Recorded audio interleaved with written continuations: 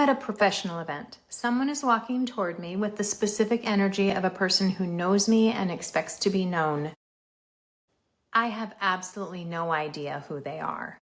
I know them. I can feel that I know them. I have somewhere in my history had a meaningful interaction with this person, but their name is gone. It was probably gone within 30 seconds of being told it. It may never have fully arrived at all, because when I meet someone for the first time, my brain is doing something else entirely. It's reading the room. It's looking at the body language, the micro expressions, the energy, the unspoken dynamic between this person and everyone around them. I am collecting an enormous amount of information. The name doesn't make it through. So I do what I always do. I smile, I lean in, I am warm and engaged and delighted to see them. I listen very carefully for someone else to use their name so I can catch it. I steer us toward a group where introductions might happen organically. I have over decades become extremely good at an elaborate social maneuver designed to get through an entire conversation, sometimes an entire event, without ever revealing that I do not know this person's name. I know their face. I know what they care about. I can tell you everything about them, just not that. This is masking. And it is exhausting, and almost every person with ADHD I have ever spoken to knows exactly what I'm describing. Masking is the performance you run on top of your actual experience. It's the gap between what's happening inside your brain and what you allow the world to see. For people with ADHD, especially women, especially those of us who went undiagnosed for decades, masking is so practiced, so automatic, so deeply woven into how we move through the world that we sometimes don't even notice we're doing it anymore. It looks like competence. It looks like having it all together. It looks like the person in the room who always seems calm, who always seems prepared, who always seems to know just where she's going. She does not always know where she's going. Let me be specific, because the specific things are the true things. There is the meeting I couldn't find. I had the right time, I had the date right, I just had forgotten to note the location or noted it somewhere I couldn't find, and rather than admit this, I walked into this building behind a colleague, matched her pace, and arrived exactly where I needed to be, having successfully given the impression that I knew exactly where I was going and exactly where that room was. I did not. I was following her. She has no idea that she navigated for both of us that day. There's the credit card situation. I use multiple credit cards because I am, in theory, earning points. In practice, and I say this as someone who wants you to learn from my very specific mistakes, managing a rewards point strategy requires a kind of sustained administrative attention that the ADHD brain finds genuinely painful. So there are moments standing at a register, card in hand, when I am doing a rapid internal calculation I cannot fully complete. Is this the one with the late notice? Did I pay this one? Is this one just over the limit? I look completely normal. I am playing Russian roulette with my own credit history, though. If you have ADHD, the points may not be worth it. I'm telling you this from the other side. There is the bottom desk drawer, the one I close before important meetings, the one that contains, I'll be honest, the administrative archaeology of my own executive function challenges. Things that need to be filed, things that needed to be actioned, things I have moved from one pile to another with a kind of optimistic bureaucracy, believing that the new location will give them new authority. The drawer closes, the meeting begins. The principal who has it together takes her seat. These are small ones, survivable ones, the kind that carry a low hum of background stress but don't break anything. And then there are the bigger ones. I'm a school principal. I've been in school leadership for a long time, and I want to tell you what that actually requires, because I think it will be familiar to a lot of you, even if your version of it looks different. From the moment I arrive in the morning until I drive out of the parking lot at the end of the day, I am on. Not partially on, fully on. Regulated, composed, calm, certain. The person that staff look to when something goes wrong, when something is scary, when someone needs to know what to do next. I cannot have a bad day, not visibly.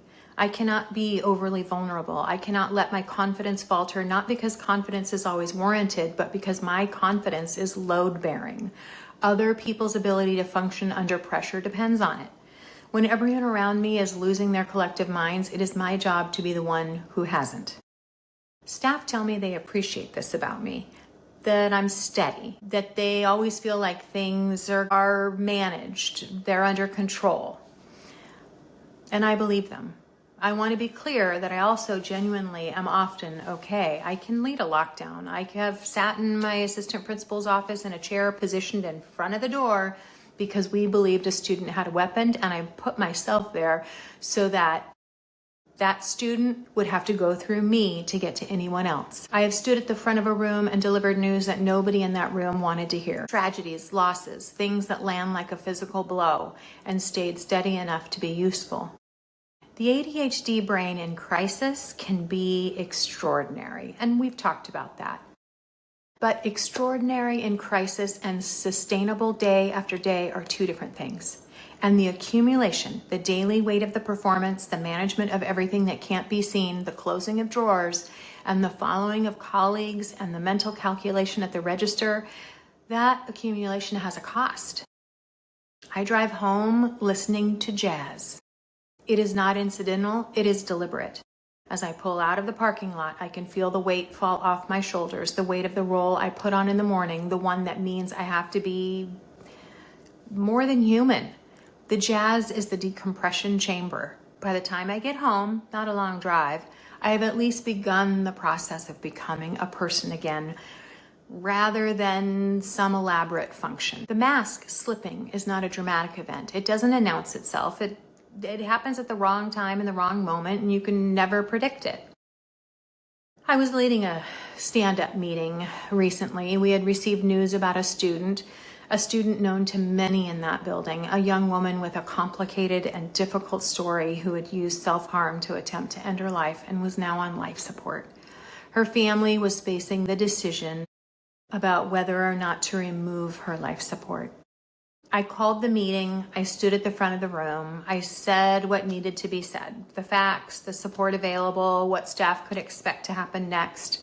I was steady, I was clear, I was the person that they needed me to be. And then I decided to add something more, something personal about this student, something true.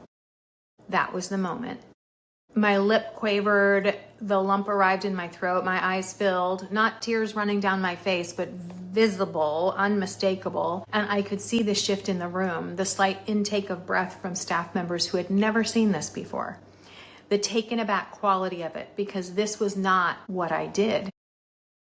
I gathered myself, I finished, I moved on, but in the car afterward, in the decompression chamber with the jazz, I sat with a feeling I couldn't quite shake. I felt like I had failed them.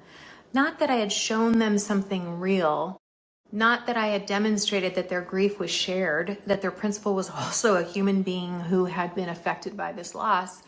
I felt with a certainty that surprised me that I had let them down, that the moment of visible humanity was a failure of the role.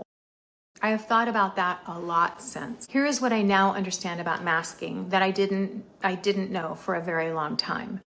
The mask is not neutral. It doesn't just sit there. It costs something to wear it. Energy, attention, the cognitive load of running two tracks simultaneously, the performance on top and the actual experience underneath. For people with ADHD, that cost is compounded by everything else the brain is already managing. The name retrieval systems, the location of the meeting, the drawer, the card, the 10 things that needed doing that didn't get done because the executive function gap is real and every day involves some version of building a bridge over it with whatever materials are at hand. And then there is the cost that took me the longest to see. The masking protects you. It keeps the world from seeing the gap between the brain you have and the performance the world expects. But it also keeps you from seeing yourself clearly. You start to believe that the performance is the standard and everything that falls short of it is failure.